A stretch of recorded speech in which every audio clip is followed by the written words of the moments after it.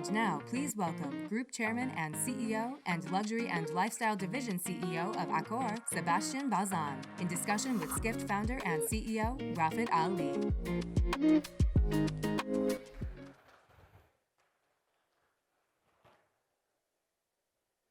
All right, folks, you're in for a treat. Well, thank you, folks. Thank you for being here. Thank you, Sébastien. This is one of the rare days when you're not in Middle East. That is true, actually. That week. But don't blame me. I have a. Uh-oh, we're cutting in and out a little bit. So, it reminds me of the early days of the virtual conference world in COVID, where we were still figuring out the technology, and I think 3-4 years later, we're still figuring out some of the tech as part of this. So, Sébastien, we're going to go ahead and hopefully the tech will work out. So there's a reason why you're spending a lot of time in Middle East. Give me the reason why. The first reason I sincerely love the Middle East. I'm sincere. It's a place where you grow, when people, when leadership. Oh la la la la! Is it working or? Yes, I can hear you. Go ahead. When I said to you, it's very rare to have in the world leadership, vision, plan, capacity to execute, financial resources, culture, deep, and ability for people to discover the world. All of that are in the hands of 5 leaders in CC. They mean what they say, act on it, and they trust partners come along with them, which is why I want to be the most trusted partner, which is why So, you went in very heavy into Qatar with the World Cup. You were the hospitality provider for the World Cup that went off very successfully last year. It's about a year now that finished. From your perspective, this region has bet a lot on these big tentpole events. From a hospitality perspective, does it work for you? Because like the coming down from the high of this event, it feels like there's overcapacity. Is that an unfair description? How do you think about that part? But if it is a one-off occasion, it makes no sense. But each of the countries, including Qatar, have been building a true tourism plan after the FIFA World Cup, which was a smashing success, by the way. A lot of people have discovered the beauty of Qatar they didn't even know existed. And yes, it's been slowing down a little bit for 6 months after the fact, but it's going to be rebounding with all the new events. I'm actually very positive. I heard so many people telling me after the Dubai Expo that Dubai is going to crash for 12 months following. He did not crash. He actually has done better the year following the Expo. Right. And you're going to see that in so many of those countries. And it's really back to what I said to you earlier. As long as they have a plan, which is a 5-year, 7-year plan, nobody should be betting against the GCC. I'm very serious, which is why I go back so often. People want to enjoy everything about sun, leisure, warmth, and culture, and sports in many ways. No, I'm a long GCC. And in terms of your portfolio, obviously portfolio spans all different scales of the hotel industry. You continue to add brands to it, if you will. Is the image of Middle East today, at least from the news that you hear, is all luxury. From your perspective, how do you think about the portfolio approach, which obviously you want to because you have all these brands for this region specifically? Yep. No, I'm not sure it is all luxury. They might be in the room to decision makers of tourism. They've been really discussing in depth with me over the last 5 years on trying to offer a larger network in mid-scale, in economy, and more affordable hotels. And of course, we have Ibis, we have Novotel, Mercure, and the like. You talk to the leaders in the Kingdom of Saudi, They also want to expand accessible, affordable hotels in 80 cities in Saudi. People don't talk about it because we keep focusing on the larger cities. But I can tell you the plan is very rich of a very large segment of Accor. So we're not only doing luxury and lifestyle, we're also basically moving very much along with Movenpick, with Pullman, with Novotel, in many of them. Yes, we are. And Ennismore, which you own a large part of, is very bullish on bringing boutique hotels, which historically probably wasn't a part of the portfolio in this part of the world. So, and boutique and lifestyle. How do you think about sort of Ennismore in Saudi or other parts of GCC, and how Ennismore is looking at it? Well, Ennismore is an ordinary venture. We started it 7. It is getting single year. The growth is almost 50% per annum. And the reason is very simple. We decided 7 to shift upside down the way of thinking and the way of acting. So as you know, Rafat, for 50 years, we've been basically developing hotels on behalf of travelers and designed for travelers. And we started 7 years ago to do exactly the opposite, is to think, program, and design new hotel, not for the traveler, for the local community to come into those hotels, to enjoy the food and beverage offer, and basically work remotely and no longer stay at home. And it's being 60% of the use of Ennismore comes from travelers, local communities. And of course, the travelers want to go to the bar, the places, they go at any small hotel, they know it's busy and it's loved by the locals. So for them, it's one way and the easiest way to basically meet the locals in the bars of any small brand. So it's and we've been really reprogramming Accor. We went into restaurants, we went into cabaret, we went into one fine stay, we went into John Paul, which is concierge. It's really to basically think first about the local community and second about the travelers, and it actually worked. And so do you think a region like, for instance, Middle East, which is early, it's an evolution of travelers coming into these communities, right, in many cases, do you think the community is ready for a hub that is a mix of locals and travelers in the same sort of physical space, if you will? They've been ready for 20 years, except we never offered it to them. We've been to basically be in the center of the main street and never talk to the guy. So as long as you pay attention, and then be part of the local, basically offer the local shop, the local baguette, the local guy who's sending fashion house. I was amazed when I was asking my GM in a hotel, do you know the shops next to you? If you go and introduce yourself, they've never been. And I guarantee you, each shop next to them is to the next shop. Why not the hotel guy? We've been considered as an outsider. That has to change. And do you think, for instance, your headquarters in Paris, or your sort of home domain in Paris, with the relaunch of your loyalty program, have you been able to attract Parisians into your hotels the way you expected to attract as part of the loyalty program? Because the whole point of the loyalty program was to make it a daily use, right? If I have it correct, or at least daily relevance to the locals in the Paris area, for instance.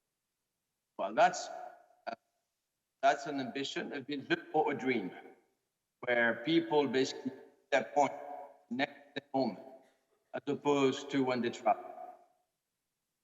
It's getting started. The reason why I won't fool you, it only works if the hotel has been pre-programmed for those to come in. To do it with an existing property when you have to go through the lobby to access the bar, as opposed to have an entry door for the bar in the street, makes it very different. So if you design it, program a new hotel, it works very well. In an existing hotels, it works in some, it doesn't work in others. It depends where the lift is and where the entrance is. It sounds technical, but that's what it is. So, but clearly, my dream is for people to use their card whenever they travel and they don't. I'll give you better news in a year from today. In a year from today. So one of the things that obviously when you came in and have transformed this company, you bought a lot of these brands that are now part of the portfolio. I think I was reading the transcript for your last earnings call, and I think you're specifically saying you're done with M&A. Should we take you on your word on that? No. Well, so, I know I'm talking to you, so I need to be very careful. Am I done with strategic, significant M&A? Yes, I am. There's nothing really strategic we've been looking at the last 3 years. Are we going to be looking at very unique bolt-on, small acquisition locally to basically densify better some territories and market leadership? Of course, we're going to be looking at them. Do we need them? No. Are we going to let somebody to in my space? No, I will never. Accor is the leader in any market outside of America and China, and I intend to remain the leader in all those markets. And the reason why that is because I cannot be a leader in America, so I might as well control my turf. Did you not bid for Radisson or Windam or any of these that are? I mean, obviously Radisson is now bought, and then Windam is now with the choice that's going on. Is that something that has been on your mind? Did not look at it. Think about it 1 second. No, thank you, sir. Okay. Okay, that settles it. In terms of obviously the Olympics is coming next year to your city. How are you thinking about how to think about next year, 2024, as it comes to Olympics in Paris? I'll, Rafat, it's everybody sees it, they don't talk enough about it. It's I've been saying for that we're in a blessed industry. But the reason why I say that is because everybody knows in the room that for the last 40 years we've been having 3 to 5% growth in demand per annum, 1.5 to 2% growth in supply. And there is not very large vertical, $10 trillion, when you have a demand outpacing supply twice in 40 years in a row. I'll guarantee each of you in the room, and the next 20 years at least, you're going to have a supply no longer demand, no longer 3 to 5, but we're going to be 5 to 7% growth. And the supply will remain 1.5 to 2. So now we're going to 20 years of 3 times demand outpacing supply. And those who have leadership today will benefit from the growth. And it's very simple. When I was born, the planet had 2.8 billion people. As of last night, we're close to 7.6 billion people. And on the way to maybe 8.5, 10 billion. Right. The growth of hospitality and travel is totally correlated to the growth of demography. Do you worry about the demographics of Europe? Europe, used to be the largest outbound traveler market before China, etc., came along. The demographic strength of Europe is declining. I think you know this very well. What's happening in Germany, what's happening in France, Italy, Spain, etc., markets that are very strong for you. So when you think like in a decade horizon, do you worry about the demographics of Europe in general? Well, Rafat, there's something very simple about me. I never worried about things I don't control. Never. So I don't control demography. Right. However, your diagnostic is correct. The reason why when I started at Accor, Europe was 85% of Accor's result and net worth. As of today, Europe is 45%. We went very fast to conquer the world. South America, in the Middle East, in Southeast Asia, in Korea, in Japan, in Australia, precisely because I wanted to enjoy the growth where the market was. And the world economy has been shifting the last 20 years from north and west, which was dominated by America and Europe, to now east and south. Of course it is. So that's part of my job, is to have at least some vision on trying to be where I need to be, which is why I traveled 300 days a year. Is to understand better those markets in which I don't even speak the language. And so, in terms of I was reading Ennismore as well as Accor as well.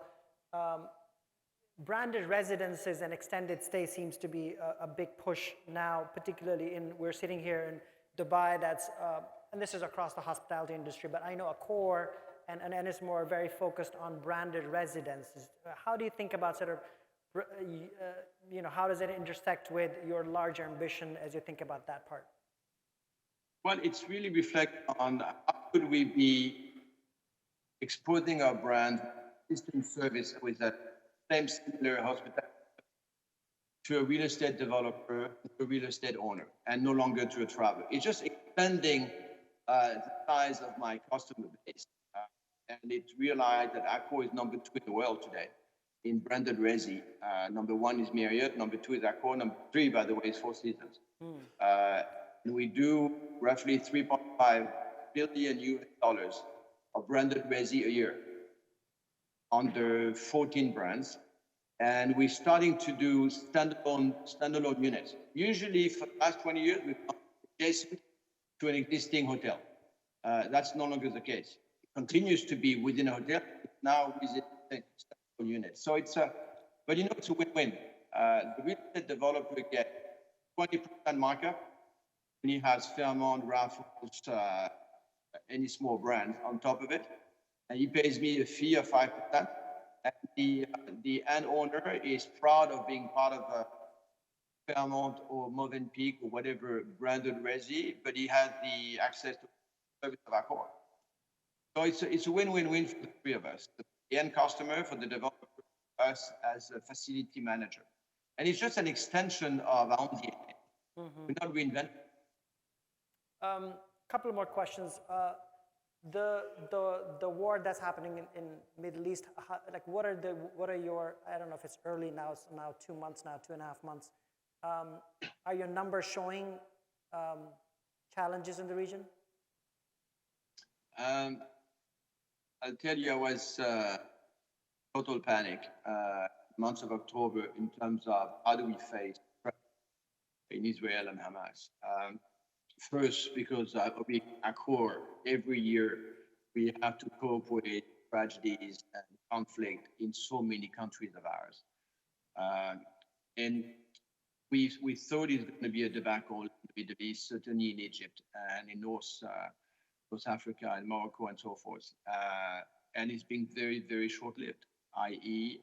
The occupation we have today in Sharm el-Sheikh, in Cairo, and many other places has been very, very strong. Okay, interesting. Okay. So no, we've seen cancellation for the first 2 weeks after the event. We no longer see that at all. And I went to myself to Egypt 10 days ago. He was a very, very safe environment. Last question. You were speaking at FII in Riyadh last month, and I saw you on a panel where you talked about your investors want you to open 1 hotel a day, and at the same time, they also want ESG from you. And you said those 2 visions are very hard to put together in the same time. So elaborate on why you said that, and how do you think about that as you think about sort of responsible growth of hospitality in a sustainable way, at the same time, this imperative for growth at all costs? It's contradictory injunctions. No question, my job is to keep growing this company better and better. But by the same token, Accor is known, and I hope pioneering for 40 years in what matters in the world, which is social issues, underprivileged, diversity, and scarcity of resources.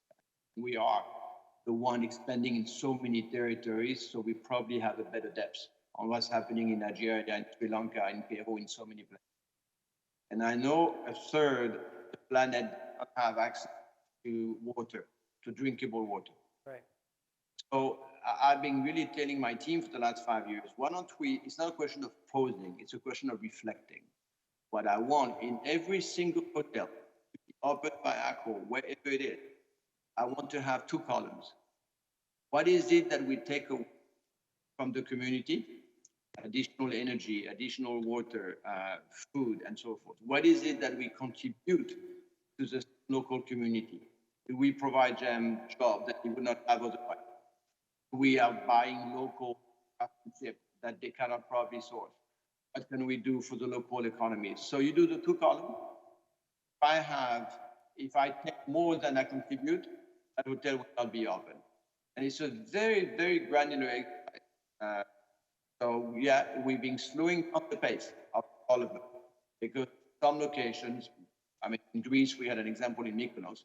We decided not to open a hotel because we just could not even think of having too many swimming pools and taking so much money, so much water from Mykonos. It was impossible. So is that going to be at the expense of? No, I don't think it is. But is it a very conscious exercise? And you know, Rafat, at the end, I think guests will have 4 criteria to choose a hotel. Of course, going to have the brand, they're going to have the location, the price. But I guarantee you, is being starting 2 years ago. The first criteria is what is it that brand does for and we just have to respect ourselves and respect those that are guests around us. It's a question of values. Let me ask you the last question. When are you running for the president of France? I heard that rumor going around. Yeah, I told my wife a couple of days ago when I saw the mess in the French government as we speak, thank God I did not even actually think or actually acted upon it. No, my friend. Okay. All right. So you're not leaving Accor anytime soon? Is that fair to say? That's fair. Well, I'm meeting with my set board of directors in 5 minutes, so maybe they have something to tell me. No, I'm not. News to tell me? It's going to be like OpenAI. They said, you're fired. Okay. No. Yeah. Well, thank you, Sébastien. Thank you for your time. I'm sorry for all these technical issues, and hopefully next time we'll see you face to face. All right. Ciao. Thank you.